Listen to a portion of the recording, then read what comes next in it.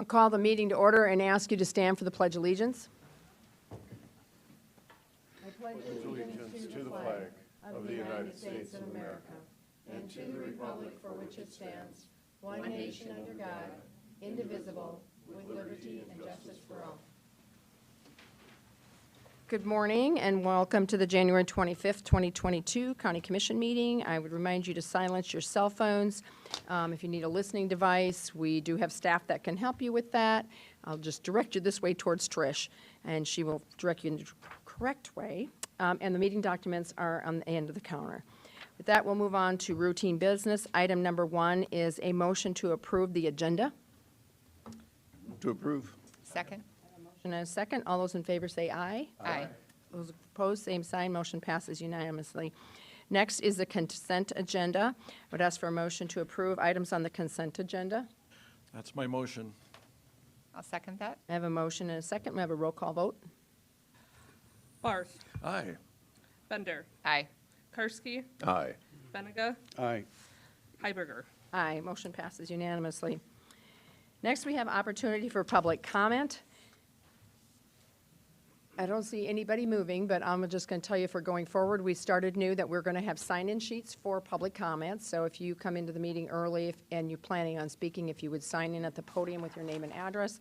And also, we will be doing a better job of enforcing our 5 minutes at the podium for public comment. Our staff has worked to come up with a great big huge clock that will be up here, digital, when we have public comment. So we'll use that going forward.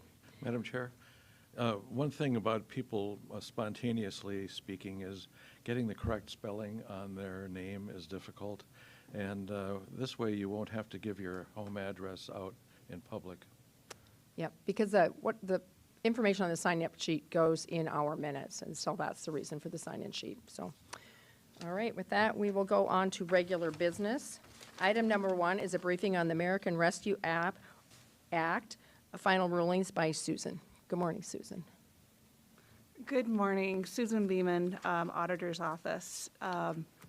As you are all aware, Minnehaha County received approximately $37.5 million, or will be receiving a total of $37.5 million from the American Rescue Plan program. And we had been operating under an interim rule. And on January 6th, the U.S. Department of Treasury released the final rule that will govern how these funds are used. And we wanted to brief you on some of those changes that were in that final rule. As it is, there are some differences and clarifications from the interim rule that we had briefed you on earlier in late 2021. One significant change is in the lost revenue calculation. So under the interim rule, you had to demonstrate that there was a lost revenue and there was a complex calculation that needed to be done. In the final rule, the Treasury is allowing 2 options. One is the detailed calculation. The second is a standard allowance, per se, of up to $10 million. So Minnehaha County could essentially use up to $10 million for a lost revenue calculation that really would be allowed to be used towards general government services. It's, we still have to follow all the procurement and all of the rules related to federal grants, but it would give us flexibility to use it within Minnehaha County for general services. Secondly, it really expanded and provided details under how we could respond to the public health emergency. As you can see on the briefing memo, I've listed a number of items, and I should maybe mention that as part of what we provided to you, we gave you the overview of that the U.S. Treasury provided to us that summarizes it, but the entire final rule is 437 pages, so it's very detailed. So the briefing memo is really a summary of the summary, but the detailed final rule is really where all the details of what we have to do and what's allowed is included. So I won't go through that complete list of what's eligible for the public health emergency, but essentially it does maintain the idea of COVID response, social distancing and things like that, anything that really complies to as far as how we can help mitigate and respond to the pandemic. The third item that we've identified on here is related to how we could respond to the negative impacts of the pandemic. And I've identified a handful of items here, including burial assistance, responding to the need for helping people that are homeless or in our shelters have some hotel stays if they have test positive for COVID and can't stay in those shelters. As far as the fourth item, that really has to do with public sector capacity. That is the Treasury's recognition of the fact that there are needs within the public sector as far as how employees, things that our employees might need within Minnehaha County as far as time spent on responding to COVID, worker retention, allowing for pre-hiring, allowing for hiring above the pre-pandemic baseline, things like that, including technology services. Maybe from there, I'll just pause to see if you have any questions before I go further. Any questions for Susan at this point? Commissioner Barth? You know, I appreciate this. So as I look at item 4, rehabilitation and vacant and abandoned buildings, is the city getting money for this too? Because honestly, there's a lot of dumpy stuff in this city. I believe the city also has ARPA funds as well. From what I recall, they had committed to some of their funding last year, but that would be for, they would have that ability as well. I don't think we have a way of securing abandoned buildings. I mean, generally, we call the owner in and say, we're going to demolish it if you don't do it yourself. Is there another way? And with any of these items, as we go forward with making decisions on how to use the funding, we would have to dive into the final rule for eligibility and things like that, because it will have specific criteria that we'll have to meet in order to have it be considered eligible. Any other questions for Susan right now? All right, you can continue on. The other item that I'll maybe mention is two other items. One would be under the capital expenditure. One thing that was specifically called out as an ineligible use of the funding would be the construction of a new correctional facility as a response to the pandemic.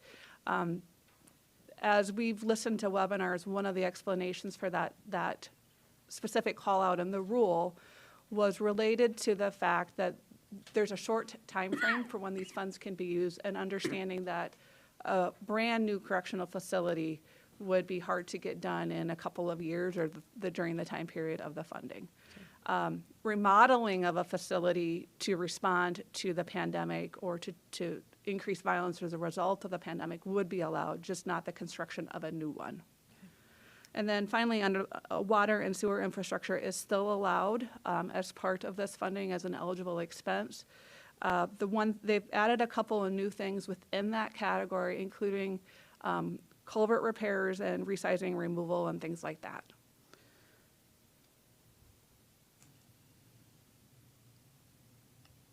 Any other questions for Susan?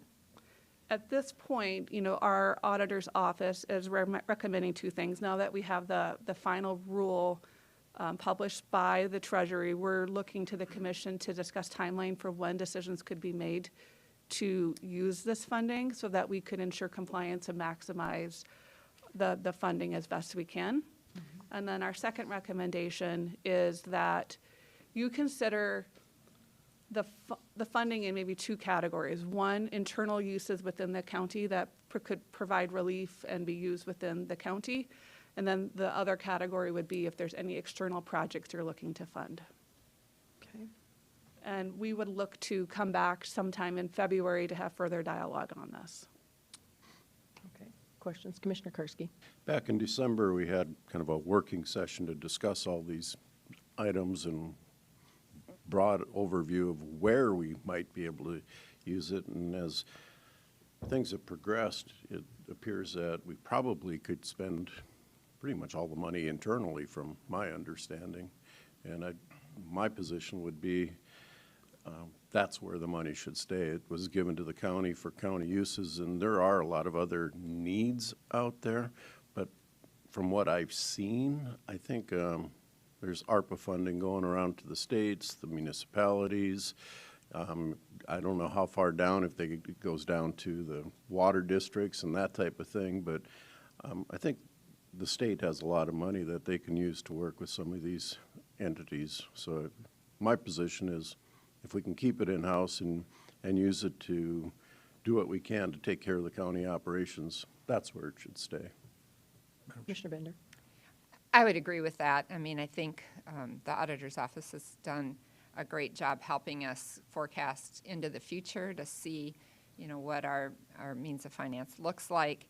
And, the county, just the way the state system is set up to fund counties, we are really restricted on our funding. And going forward, we are looking at just the inevitability of more opt-outs because that's the only way we can make up the difference in our funding gap. And so I think it's responsible for us, to our taxpayers, to use this money to try to offset the costs, the ever-growing costs that we have, so that we can deal with the issues that we are mandated by statute to address and take care of. And I agree, we've received a lot of very compelling requests for ARPA funding, all of which I think are legitimate and worthwhile. I just don't think that, given the structure of our financing, that we'd be good stewards of the money entrusted to us to spend it on those things when we have so many needs internally that need to be addressed. Commissioner Barth? Thank you. So I was out in Pier during the opening of session. I didn't go to those meetings. I went to water board meetings, and the ADENR, or whatever we call it, the merger of DENR and AG, they were telling us they had $600 million for water projects, and they had $3 billion in requests. That's the same thing we had with $37 million and $110 million in requests. Now, previously with the water board, we had communities asking for assistance, and these were communities who were charging $2.50 a month for the water. And now they found out they didn't have any money. And it's just, people need to be ready to pay for what's required for their drinking and wastewater. That's, Dean and Jean are right. Well, I don't disagree with any of the things that have said. I'm not sure where the priorities would end and start in some cases, but the retention of staff and frankly the growth that we've had in the county without or with limitations is probably the largest priority for me. There's a couple of things that are being discussed in the legislature that frankly I would like to know more about before I say that that's not a higher priority. And frankly, it's an investment in our future with water and sewer related issues, because the county's revenue, 80% of it's tied to, frankly, the property tax ratios, if you will. So if we're going to keep up with growth in the future, we may have to invest now in some of the things that generate property tax revenue. So I would like to know more about what's going to happen at the legislature before I make a firm commitment. I think we will obviously have more discussions about this in the near future, and we're not going to commit all $37 million in 1 week. So, And that's exactly right, Cindy. We can do this in stages. I think our thought is there are a lot of eligible items that we could be doing and recapturing from, instead of general fund dollars, use ARPA funding for in 2022. So with that, just knowing that we could do this in stages. We can, look at a short-term decision for some of the funding that would be for 2022 internally, and then we could come back for further discussions as well. So we would just look to you guys to consider those items, and then we could come back in February for further dialogue. you aren't expecting a decision of any kind today because this is just a briefing. Correct. And so I think that we will have it probably back on our agenda early. I'm not sure if it'll be next week or if it'll be in 3 weeks because we don't have a commission meeting in 2 weeks. So you will see it in February, and I agree with Commissioner Benega that we have a lot of things that we're going to put money towards in the county, but there may still be some that are advantageous to us going forward that we need to at least consider. And so legislation decisions make a huge difference for us too. So if there's no more further questions, we will move on with our agenda. Thank you. Okay, thanks, Susan. Item number 11 is authorize the chairman to sign amendment number 1 to the joint powers agreement between South Dakota Department of Veterans Affairs, Minnehaha County, and the Maple Township. Steve, good morning, Steve. Morning, Commissioners. Steve Groen, Highway Superintendent. This is, as Chairperson Heiberger said, that we're looking for permission to sign an amendment to our joint powers agreement with the Department of Veterans Affairs in Mapleton Township to create that new roadway to the National Cemetery. There are some Xcel Energy power poles in the way. The most efficient way to work around it is to put in an urban section for the westerly half mile. This just changes the language in that joint powers agreement to allow them to proceed with the urban section. Any questions for Steve? Move to approve. Second. A motion and a second. We have a roll call vote, please. Karski. Aye. Barth. Aye. Benega. Aye. Bender. Aye. Heiberger. Aye, motion passes Thank you. unanimously. Thanks, Steve. Item number 12 is authorize the auditor to publish notice to bidders for Minnehaha County Administration Building asbestos abatement. Mark, good morning, Mark. Good morning, Commission. Mark Krenz, Facilities Department. I'm here today looking for authorization for the Auditor's Office to post notice to bidders for the Minnehaha County Administration Building asbestos abatement. I reached out to Geotech Engineering and Testing Services the end of 2020, excuse me, to perform an abatement study in the admin building prior to the demolition. Multiple areas of tile flooring were found containing asbestos under the carpet. So I worked with Henry Carlson, put together a bid package for the abatement scope that complies with OSHA and EPA standards. The abatement process will conform with the construction schedule, so there won't be a delay in the project. Okay. Are there any questions? Commissioner Kursky. What kind of disruption will, I mean, imagining you're talking about what we're on top of right now, disruption to staff, office hours, that type of thing, it's going to close things up for a while? What are we talking about?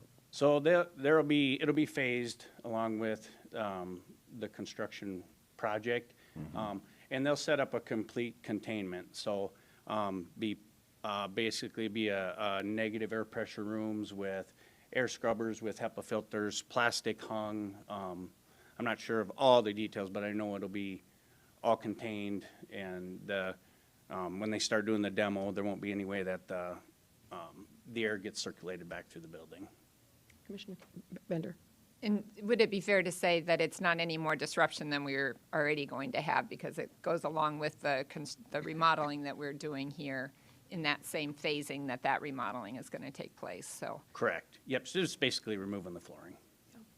Yeah, tents and negative airflow, and it's, yeah, just a little more complex and expensive, I'd imagine. Correct. Is there a motion? Move for approval. Second. I have a motion and a second. All those in favor say aye. Aye. Aye. Those opposed, same sign. Motion passes unanimously. Thanks, Mark. Thank you. Item number 13 is authorize the auditor to publish requests for proposals, RFPs, for construction manager at risk services for the Juvenile Detention Center project. Carol Muller, good morning, Carol. Good morning, Carol Muller, Commission Office. Yes, before you today is the request to authorize the auditor to publish a notice of an RFP, request for proposal, for construction manager at risk services for the Juvenile Detention Center project. Last week, you authorized the architect, the A&E, the architect engineer, to be sent out. So that process has started. Because we are doing a CMAR, the construction manager slides right in at that point. As Tyler talked about last week, would clarify too that this is, you have not officially decided you're going to go through and do a JDC. But there's a lot of information to gather before you get to that particular point. And that is what this process is it sets us up, but it also ensures that for some reason it doesn't move forward, you have this stage, the contract. So with that, would we request for you to authorize the auditor to publish notice? I'll make that motion. A motion? I'll second it. I have a motion and a second. just want to say there are 3 phases to this. One is the feasibility study, which we're expecting possibly 4 to 6 months. And the second one is the pre-construction services during the schematic design and the design development, including establishment of the maximum price. And that's also 4 to 6 months. And at any point, we can stop this. If we get through the feasibility and say this is not where we're going, we could still stop. So I have a motion and a second to approve this. All those in favor say aye. Aye. Those opposed, same sign. Motion passes unanimously. Item number 14 is to discuss the 2022 legislative session updates. Thank you, Chairman Heiberger. Before you today is an update that was in your packet talking about different legislature, as we now happen to be in the legislative session for 2022. The one bill that I just want to point on there that is probably already been heard in committee this morning is HB 1053, which has been sponsored by a representative to the south of us, Representative Ernie Otten, and it's an act to authorize counties to issue bonds for certain expenditures funded by a gross receipts tax. Included in that would be courthouses, public safety centers, jails, accredited prevention or treatment centers, alcohol or other drug treatment facilities, county maintenance buildings, and the construction and repair of county roads and bridges. The one note that we sent to the legislators that are looking at it this morning is that we would like to see them clarify that JDC would be added, Juvenile Detention Center, just to make sure that it's black and white in that to go through and do. So I don't know where that's at. Some people listening may be a little bit step ahead. It's actually got moved to Thursday morning. It did, thank you. Yes. Yep. Was not aware of that. And the other one I'll just mention is Senate Bill 63, which is to increase the appropriation for the road to the State Veteran Cemetery by $500,000 because of escalating costs that are out there. We've also got a couple other bills that are just getting dropped that we're paying attention to that we will probably have some updates on to you for next week. And if I could add too, I'm sorry, Carol, the Senate Bill 63, actually that $500,000 is a donation given to the state for that, so they're just appropriating it so that they can move it over to that. So that's actually a $500,000 donation that was given for that road. Thank you for clarification. Mm-hmm. It's a great gift. Commissioner Barth. Senate Bill 85, keeping my eye on water. A West River legislator is proposing to chop off $10 million for a pet project in the Black Hills. And, you know, before this, as I mentioned, with the $600 million in water, the department was going to look at all the projects and pick them based on what they could get the most bang for. But in this case, someone is trying to, you know, saw off a chunk of it for their own pet. And if that happens with, you know, another 104 legislators, each trying to get project for their area, it'll be a mess. I think we're better off if the department chooses the funding destination. Additional questions or comments on legislative activity?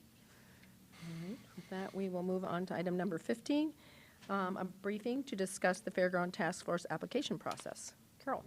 We are excited that the task force has generated much discussion in our community about people who are interested in serving on this task force. In order to form the task force, the commission will seek interested candidates. So for your consideration, a few things that I just started off for today. One, I drafted a application form that I'd like to get your input from if you've got some additions or changes that you would like to make on that to accommodate that. My thought is that we would go through and have that in place by January 28th, and you would notice, which is the end of the week, we'd put it on the website, we'd do a press release out on that. People who've reached out already to our office, we would send it out to, would create an email, because I know some of you have had people reach out, and you will have people reach out so that you've got it ready to go also to do. And then also looking at an application closing date, I just put down February 28th as a starting point. That is up to you today to give direction as to what you'd like to see. Questions, comments? Commissioner Bender? Thank you for doing this work. I think that you did a great job getting us kind of teed up to get started.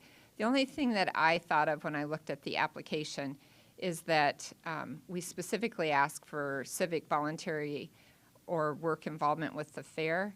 And I envision this as being a very broad-based committee, and so I wouldn't want somebody to think that we're only looking for people who've already previously been involved in the fair.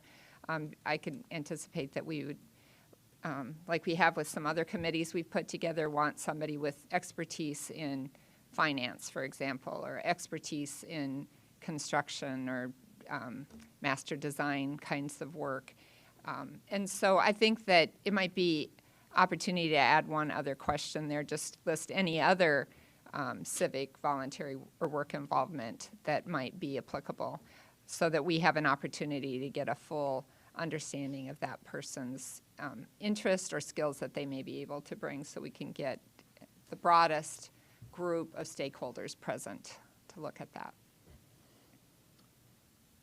Additional things that might be missing from the application, Commissioner Karski?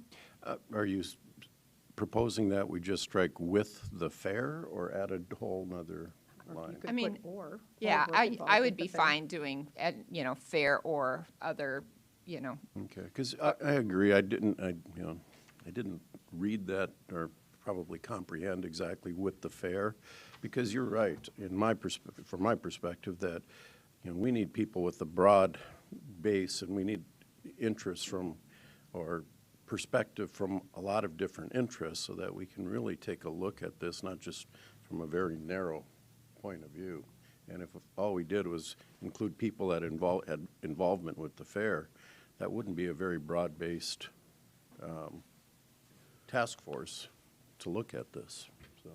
And maybe a simple or puts it in there, previous civic, volunteer, or work involved with the fair. I don't know. I'm going to let you wordsmith it, but I Well, think yeah, that's a just- good point. Just as I'm making notes as you guys are talking, list previous civic, voluntary, and work involvement in the community, including the fair. I'll wordsmith it some more. Yeah, put it together. Are you okay with the dates? Yep. Yeah, I'm fine with the dates. I think we need to give them an opportunity to actually think about it. I see you, Dan, we're not ready yet. Commissioner Karski, or Barth, did you have a comment? I was going to just say, we need to have people who are involved in agriculture, landscaping, plumbing, whatever, chess. And so if they put down their special skill, whatever it is, it might be helpful. Commissioner Benega? The only thing that I would add is to make sure that we get the application sent out to a broader base than just Minnehaha County. I think we need to look at it statewide, to be honest, because the fair has become more than just a Minnehaha County responsibility. And frankly, the revenue that it generates comes from the whole region. So I think that needs to be part of the process of developing the public relations, if you will. Any other comments from the commission at this point? Okay, then I will take interested citizens who have comments, because there may be several, and I think that Dan actually has a comment. And Dan, if your name's not on my sheet up there, you're going to have to give your name and address, or write it on the sheet. You could write your address on the sheet if you would like to, but. Thank you, Madam Chair. Dan Kipley, Minnehaha County citizen. The other thing that I think that we want to make sure that the volunteers understand is the time commitment. So if we have snowbirds that are interested, it may be hard for them to participate, as an example, if they're out of state at the time these meetings are held, and try to make everyone aware of, is it a once a month or once a week or every day, or how big a commitment is it going to be, so that people understand going forward what type of time commitment they're making. Because there's a lot of people showing interest, but once they get their thought process is, well, I normally spend 3 months in Arizona, or I'm gone all summer to northern Minnesota, how would that work? So that's one thing I think everyone needs to be aware of. Thank you. Thanks, Dan. Are there any other public comments? He makes a good point. I will say that I was on a task force like in 2020. Is that right, Carol? A long time ago, and maybe 2010? I don't know. It was 2020. It was a long time ago. And it took us 2 years to go through that task force. It was more than 2020. I don't remember. It was 20 years ago. Let's put it that way. It took us 2 years to go through that task force. We didn't, and we kind of did meetings according to when it was going to work for the committee that got together. Sometimes it was monthly, sometimes it was bi-monthly. It also depends on when the staff who will be staffing this can pull the information that's requested. And so there's a lot of work to go in it. I would tell you, this isn't going to be a 2-month deal, I don't think. This is going to be several months, I would assume, and several is more than 2. So it may take us 6-8 months. We don't know. I don't think we know a time frame at this point. We know that we will review applications after we receive them at the end of February and hopefully have those decisions out in March. That would be our goal, and then move forward with what we have. But it is something to keep in mind that if you're a snowbird, and if we go into December, you might have to do Zoom calls. So, any other comments from the commission? We're done with public. Seems like they've commented. Chairman? Yes. I would just add that also, other things that we're continuing to work on to bring to you in a few weeks are, one, I had a great meeting yesterday with Susan and Ben from the Auditor's Office. We talked about budget, and Ben I've come to recognize as a great event planner and gave me lots of good things to think about. And, you know, one of the things we talked about is it depends upon where the facilitator comes from. If a facilitator is from a long ways away, those are going to be longer meetings because we're not going to fly them in just for a 2-hour meeting to happen. We're going to make better use of that facilitator's time. So we're getting that stuff all organized behind the scenes to bring to you shortly. And those meetings may be in the evening, FYI. If there are no other comments additionally on the application, we can move forward. Carol, I would just direct you to have that and maybe send it out to the commission for a final look before it's posted. Thank you. So, thank you. We'll move on to item number 16, was to consider a motion to authorize we're going to do this in 2 parts, a retention bonus for staff. So Carol, you want to just talk about the first part first, because we will have to do 2 motions on this. Sure. The first action requested is to authorize a retention bonus for qualifying law enforcement hires who reach milestone anniversary dates after April 15th, 2022. I'll introduce this. Chief Deputy Gromer is here, and I will let him take details on this particular part of that. We are requesting approval for a retention bonus program for select law enforcement positions of correctional officers, correction systems operators, deputy sheriffs, and juvenile correctional officers. The retention bonus is in recognition of the challenges in recruiting and retaining these essential staff. Under the program, new hires would be eligible to receive $1,000 at 9 months, at 18 months, 27 months, and 36 months. Those are 9-month increments with good performance. And the retention bonuses are allowable expenses underneath ARPA dollars. If supported, any newly hired employee in these positions would be eligible to receive the retention bonus on their milestone dates, the 9-month milestone dates that they have. Any current employee that reaches those milestone dates after April 15th, 2022 would be eligible for would receive those retention bonuses also. Current employees, however, that would not receive a retention bonus if they hit those milestone bonuses prior to April 15th, 2022. And unknown is, you know, it's a difficult time to hire people. Every single business is struggling with that. So at this point, what we're asking for is that anyone hired after December 31st, 2022 would not be eligible unless extended by the Minnehaha County Board of Commissioners. So it would take place for 2022. If we feel that it needs to continue back then, it would probably come before you again. Questions that Chief Deputy Gromer can answer? I would say that our law enforcement and correctional officers have worked very hard, and if you think about even just putting yourself in a jail with a whole unit that's got COVID, and now you're supposed to keep yourself safe and your staff safe, it has been a huge challenge. And the turnover in the jail has been significant. Our turnover in the JDC has also been significant, and we're recognizing the difficult job they've been doing. If you're law enforcement and you're out and you arrest somebody, you may arrest somebody who's really sick, and now you've just exposed yourself again. So it's been very difficult for these people as they move forward. Did you want to add to my I explanation? absolutely agree. You took all of my talking points. I'm sorry. No. I can just second what you say. Throughout this pandemic has been very, very labor intensive for the staff, including the additional stress of exposure, just like everybody else in the community, but the law enforcement staff is placed at a heightened risk based on their job and their necessity to respond, necessity to deal with situations that arise, whether they're in the jail or they're out on the street. So obviously with this retention bonus, we are looking to provide some incentive for both recruitment and retention of staff. We have seen higher turnover as of late.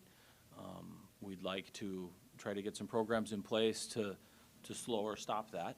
Obviously, you'll always have turnover, but if we can slow it down a little bit, it'll really help our operations run smoother. The costs involved with recruiting and training new staff are high, and this will hopefully help us to reduce that. We're also seeing lots of these hiring or retention bonuses being put in throughout the state, city, region, nationally in law enforcement professions. It's becoming more and more difficult nationwide, I think, to recruit new folks to come into this field. So that's the goal. Thanks, Jeff. Any questions? I don't really have a question. I just would say, I mean, there's a reason that we're explaining these things separately, but they do kind of work in tandem, as you'll see as we go through the next part. But I really want to thank the chief deputy and the sheriff for kind of leading the charge and helping us think through these issues. And Carrie Deaver and Carol Muller have also spent a lot of time. You guys did a good job explaining what is very complicated and have had to work through a lot of details. I mean, we kind of know high level what we want to do and what we need to do. You know, we don't have the opportunity to close down our establishment like unfortunately, some other employers in town have had to do that. So we really need to make sure we have high quality people doing these jobs, and that's what these two items together are designed to do. But I do want to thank you guys, because we're going to talk about this probably in less than 30 minutes, and I can't even tell you the number of hours you guys have spent trying to put this all together, so thank you. We appreciate it. It's obviously a worthwhile project. I think I'm confident it's going to help with some of our turnover-related problems. And quite honestly, the staff that continues to work through the pandemic, continues to work in these roles, these jobs are difficult positions, irregardless of the pandemic. So it's a worthwhile effort. Commissioner Barth? You know, I served in the United States military, and honestly, I often am thanked for that service, but it wasn't that bad a deal for me personally doing it. I was glad to be doing extra push-ups. I wish I could do some now, but I don't think we appreciate the people working in law enforcement, especially people in the correctional business. I don't think that they're given the appreciation that they deserve, and I, for one, would like to thank them for coming to work every day, protecting us. And I certainly don't want to work on either side of the bars in the jail, but, you know, they're doing it, and thank God. Thank you. If there are no other comments, I would look for a motion on authorizing the retention bonus. Make a motion to approve. Second, Benninga. I have a motion, a second. Do we need a roll call vote on this? It doesn't on my paper that we do, so Let's do it. let's do it, because it's a budget issue, so let's do a roll Okay. call. Bender. Aye. Benega. Aye. Barth. Aye. Karski. Aye. Heiberger. Aye, motion passes unanimously. And then we will move on to premium pay. Thank you, Commissioner. The action requested today is to authorize premium pay for employees in recognition of their role in providing essential services during the COVID pandemic. We have over 600 employees, and as you just heard Chief Deputy Gromer talk, you can't man the jail if you work from home. Those things aren't options, or arrest people that need to be arrested. There are a lot of people, and by the way, law enforcement makes up just a smidgen over 50% of our staff. Am I correct? Just a smidgen under, almost half. So it's a significant part of our budget that we number of staff that we have. So in recognition of Minnehaha County employees and the role that they played in providing these essential services and the opportunity to provide premium pay through ARPA, we asked the Minnehaha County Board of Commissioners to authorize a discretionary lump sum payment as follows. The premium pay for the 20 months of service between 2020 and 2022 would be based upon employment status of April 15th, 2022. The value of that premium pay would be $100 a month for those that are in the South Dakota Retirement Class B public safety eligible positions. And those really are the positions that Jeff has just talked about, that are face-to-face with people. And the list of those positions are attached to this briefing memo. All other full-time employees would receive $75 per month of service. And then variable hour or part-time staff would receive a prorated amount of the $75 per month based on the percentage of a full-time equivalent employees. I want to reiterate that employees must be employed by Minnehaha County as of April 15th, 2022 to receive the lump sum payment. The estimated cost on this is right around $1.137 million. And I also want to add that the 9 elected officials in the county, the 5 of you plus 10 elected officials, sorry, the 5 of you plus the 5 others would not receive premium pay. So I would open it up for any questions that you may have. And HR Director Carrie Deaver is with us today too for any questions that go beyond my scope. Any questions about premium pay? Make a motion to approve it. A motion and a second. Comment, Commissioner Bennett? I'll just make one comment. You know, the county has very limited opportunity to recognize and reward service for employees. We don't give bonuses. Most employers do. We don't even give hams at Christmas. I mean, we don't really do anything hardly. And so, I mean, we're thankful that the ARPA money has provided an opportunity for us to do this. We know, because we work alongside these folks, what a heavy lift it's been the last couple of years. I mean, and so this is just a small token of our appreciation for all the work folks have done above and beyond over the last couple of years. Commissioner Karski? I would just comment that the 37 million's down to roughly 35 million. And I would tell you that Minnehaha County is a great place to work. So if you're looking for employment, check out our website and see if there's any positions that you would work, that would work for you. We would love to have people working for us. I think Jeff has something. I just want to step in and talk about this.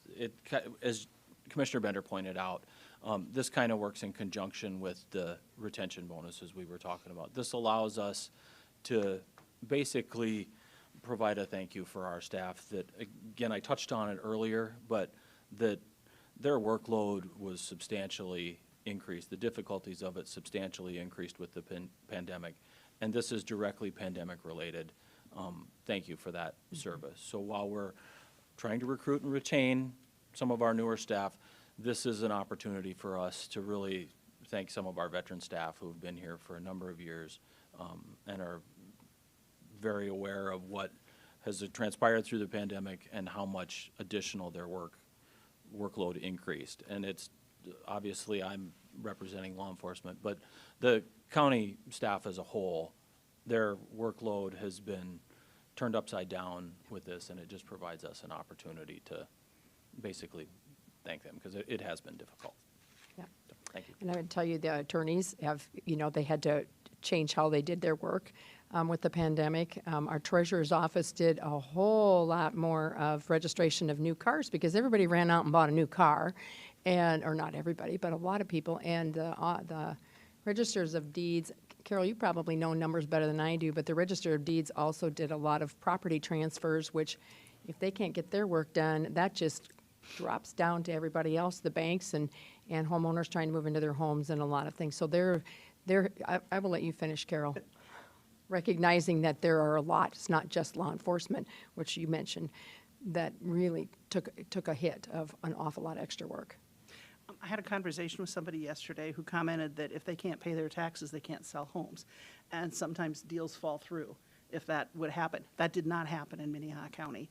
We are part of the economic engine of this community in whether it's signing off on plats so development can happen, getting records taken care of.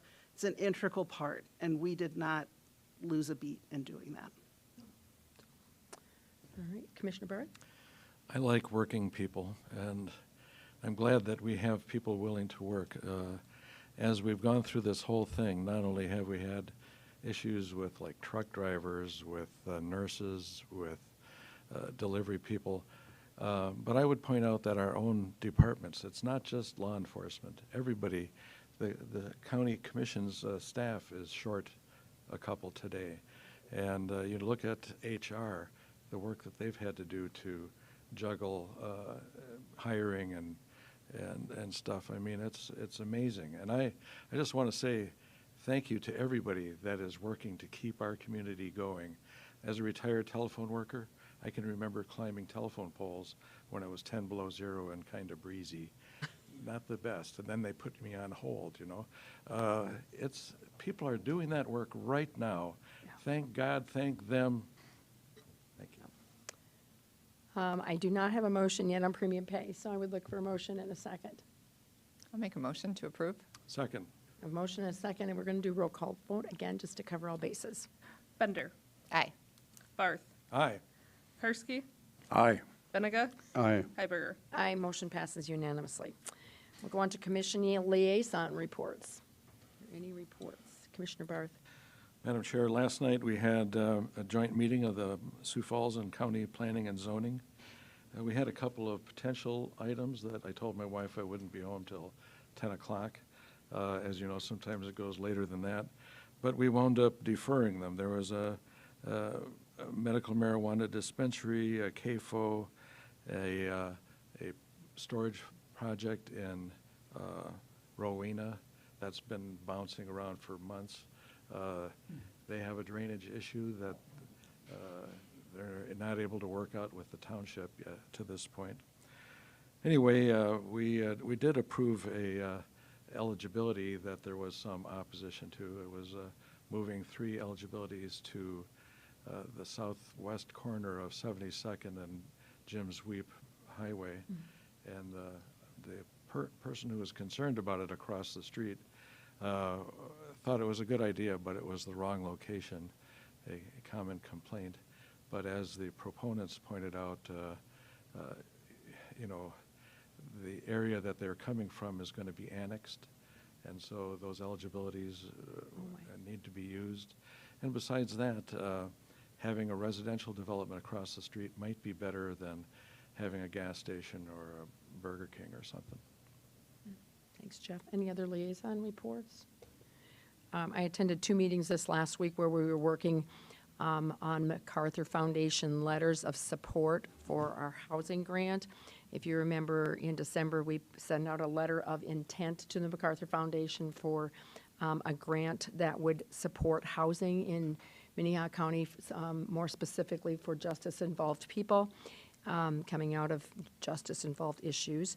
We came up with a list of about 20-plus different organizations, nonprofits, and others, both statewide and local, to write letters of support to the MacArthur Foundation, and staff has been working really hard because not only their work are they doing, they're trying to get this grant up and moving forward. We have a very tight line, as in they will be coming to the commission on February 1st for a proposal to continue moving forward, or approval to continue moving forward with the proposal. And the proposal dates are due to MacArthur by February 9th, with interviews on the February 17th, and final notification by March 4th to move this grant dollars forward. The first part of this grant would be a in-depth study of how we could use those funds, and I think it's about $750,000 was the max that we could be given. So that has started. The city and the county are working collaboratively on this together, and I think we've got a good start. So I will say this is going to go under the AHAB. This is an AHAB project. This was just kind of the steering committee at the beginning, and the AHAB will pretty much be taking this whole project over. So, Madam Chair, Commissioner update Karski. ahead of time, I guess. The Link Board was formed about a year ago, and tomorrow I will be chairing the annual board meeting for the Link. We'll take a kind of look at our past year. We've been open about 9 months, so we'll look at our numbers. We'll kind of look at a strategic plan and where are we going. We have the whole second floor. Should we be, discussing options? So anybody have any comments or suggestions? We're definitely always willing to listen, but the Link has been, as a board, has been up and running for a year now, and on to bigger and better things with it, I hope. It's a great program. Any other liaison reports? Okay. Any non-action commission discussion? This is old business or new business? Seeing none, I'm assuming we have no executive session. Carol, correct. Then I would look for a motion to adjourn. Make a motion to adjourn. Second. In favor, say aye. Aye. Those opposed, same sign. Motion passes unanimously. We're done. Ha-ha. Wow.